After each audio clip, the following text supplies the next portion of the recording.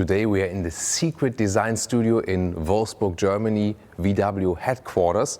And usually in this place, the board gets the design models and says, all good or nay. And here we have the Phaeton D2 or the Phaeton D for the D segment and D2 for the second generation. This car was supposed to be put in series production, but then came Dieselgate and also the focus on the electrification, and then this one here was cancelled. But it was supposed to be the next luxury sedan by Volkswagen. You can see it has, from the front, definitely something of the predecessor, but looks sleeker and more modern, and really a timeless design when you think that this model here is from 2014. Would you like to see this luxury sedan here in series production? Then tell me in the comments right now. Autogefuel with Thomas here, and let's take a look here, because 5 meters 20 and 205 inches, this is the luxury segment. And you can see here in the side profile, this is unmistakably the Phaeton, this C-pillar here. You can see it in the predecessor, but even here right now. Very simple but sleek design lines, and this is also platform-wise an Audi A8, so to speak, the luxury VW sedan. And soon, when we take a look at the interior, we see there are still some design elements we see in nowadays cars. 21-inch wheels here in this chrome, very shiny design. So indeed, a very timeless design for this vehicle. Would you rather take this one here or the Audi A8? And speaking of the A8, if you come into the rear, you can also see that this car has influenced some other vehicles, because in the rear, you could see, when you would hide this VW logo right here, you could think, is this an Audi A8? Definitely has something of the design right here, doesn't it? The final model was even supposed to be longer than 5 meters 30 or more than 209 inches, and was especially thought out for chauffeur markets like China, South Korea and also the US. As I said, on the MLB basis, the same as the Audi A8. And they thought about putting really big engines once again in that one, a V6 TDI, a V8 TDI, a V6 TSI, also as a plug-in hybrid, and also the W12. As for technology, they really would have had some really forward-looking technology in that one, literally. For example, a camera-based anti-roll or anti-tilt control. Then also on the interior, interesting assistance systems like an exit warner when you were sitting inside and want to get outside. Also a traffic light assist. We know that meanwhile from Mercedes that you have a camera image that shows you the traffic light actually in the camera, that you don't have to look for the traffic light outside. Then also automatic wireless charging for the plug-in hybrid. And really special at that time, tinted windows with electrochromatic function, so what we see in panoramic roofs nowadays on the side rear windows. Let's take a look at the interior and you'll be surprised, I can promise. Really heavy doors, and then you can see a lot of wood at the inside and a very classic understanding of luxury. And even more surprising, first of all, this wooden steering wheel, I like that feature actually. Of course, the style of the wood, maybe nowadays you would put it in a more, like, let's say, Scandinavian furniture, matte wood styling. But here, you can see the display. This is the InnoVision cockpit we know from the VW Touareg. So this was an element that was taken over them to the Touareg, and the Touareg became the flagship model.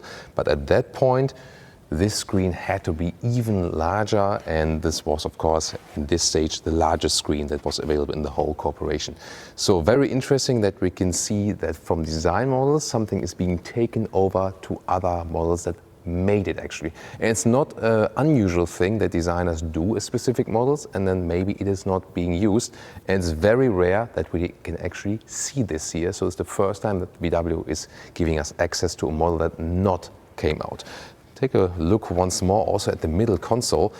This is once again a hand-built style. Nothing is really that functional, but we can see the cup holders and also the real big shifting lever. Seating position here is indeed very luxurious, so very good seat ergonomics, and I really like the wooden style of the steering wheel.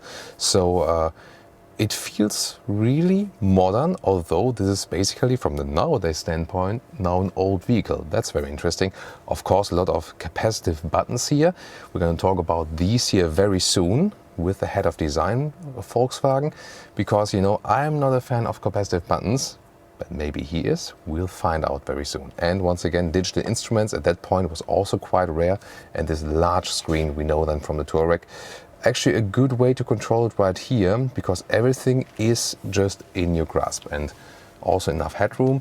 And I really like this, also my favorite feature here, this inner ceiling here, all done with Alcantara. That's really beautiful. Well, the seats at that point are on the skin, but that would have been done nowadays also a little bit differently. No door closing sound test today, because you don't do it with design models. And this one here also has the soft close that it's supposed to be for this luxury model.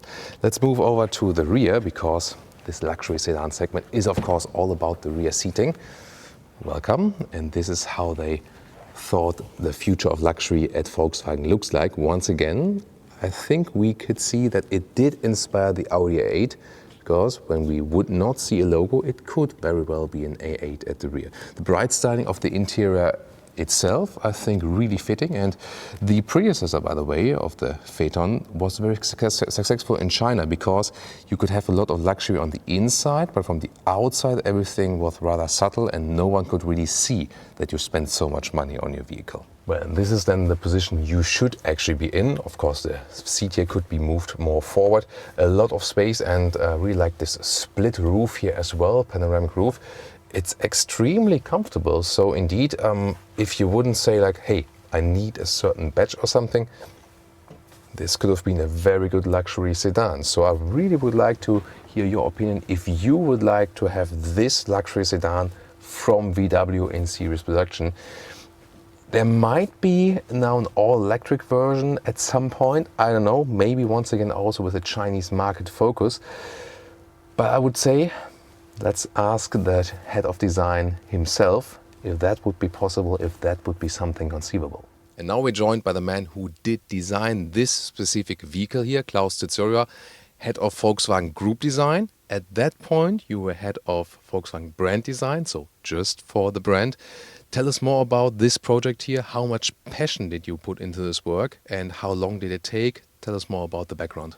Oh, quite some hard blood went into this project, into the Phaeton 2. You can imagine, yeah, to exceed the expectation, to create something that stands out and is even better was our aim, and to create the ultimate luxurious sedan, and that was a task, of course, also given by the management, by Dr. P himself. So we had a tough time then. Why did you actually cancel this project, and how did you feel when the board says it's done? Yeah, that was not an easy thing to do. It came with diesel, with the diesel crisis. It came with the move to electrification that I do embrace quite a bit. So from a strategic viewpoint, I thought it's the right thing to do.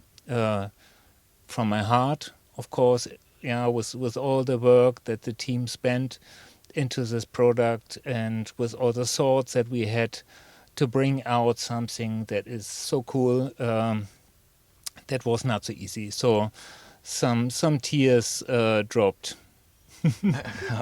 Actually, how often does it happen that you do such a piece here, or that other designers from your team do that now, and that it's kind of like completely dropped? Is that really a usual thing, or how often does it happen? Oh, that happens from time to time, and I would say it's also good, yeah, to reconsider, to rethink, and at a certain point to say, maybe not such a good idea. Let's focus on something else. This happens from time to time, and it's pretty natural in the industry. But this piece was outstanding and gorgeous, so tough. What ideas, I mean, obviously the screen, yes, but any other design ideas or the spirit of this vehicle that was carried on to other vehicles? You can see a lot of the elements in the Touareg. the InnoVision cockpit, a lot of materials, a lot of the design elements we transported, we brought to a Touareg, and they lifted the Touareg also up to a certain degree into a different class, and you can feel the perceived quality and the love that has gone into the Touareg, and it's kind of a remembrance of the Phaeton too. Well, I see a lot of viewers asking now, hey, I want to get one, Is it possible, or might there be, in the future some thoughts about bringing a big luxury sedan, maybe all electric or something? I would say never. Let's see where digitalization, electrification, where mobility goes, where this transformation is taking us. At least I would say, and we proved it, Volkswagen is pretty capable of putting together an outstanding luxurious vehicle. We see a lot of capacitive buttons here in this vehicle, and that has been a big topic also on our channel. And people are always like, I incidentally pushed the cruise control, and then my ID4 went forward, out of control, and I didn't know what's happening, and so on. So are you critically thinking about the capacitive buttons, or is it say like, hey, we went into this direction now, and that's it, eat it? Or, what's your thought behind it? My thought or my take on that is that you always have to rethink and to optimize. So if you have gone too far, then we need to reconsider. We need to take in the criticism and the wishes of our customers, right? We do stuff for customers, not for ourselves. So if the echo from the customer is, better rethink that, then we will do. So we might see like a climate knob once again in a future ID model, maybe? Let's see. I don't know.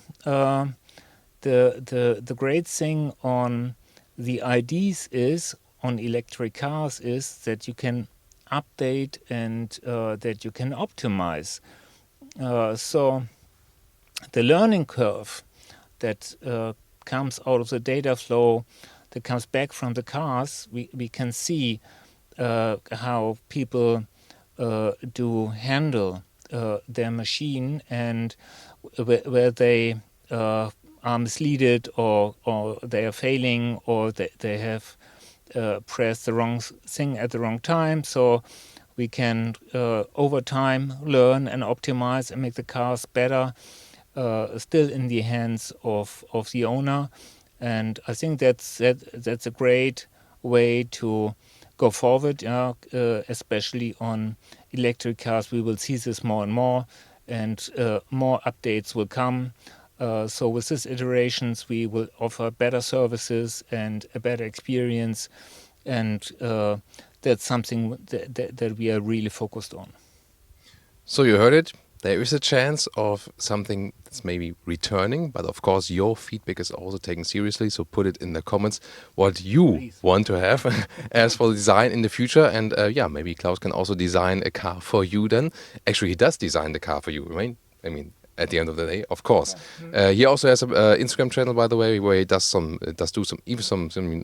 private sketching after customer feedback. That was very interesting. I found also, and I mean, being here in this great luxury sedan, this is of course more the classic approach. If you would do this model here today, again with all the input you have today, and everything that happened in between, what would you do differently? How would the car look like, and what would it feel like? Yeah, maybe it will have no steering wheel anymore as we go or making big leaps forward to autonomous driving. And look into the ID Vision, the show car that we have displayed. That's already a step, a huge step, a visionary car that shows how luxurious vehicles in the future could look like. Or take a look into the Audi Sphere concepts. They also show quite a bit of future luxury mobility. We look all forward to that, and of course we will keep you updated. So check out the other videos we have on VW future or concept vehicles, or take a look over to the Audi concept he just mentioned. See you there. Thank you. Bye.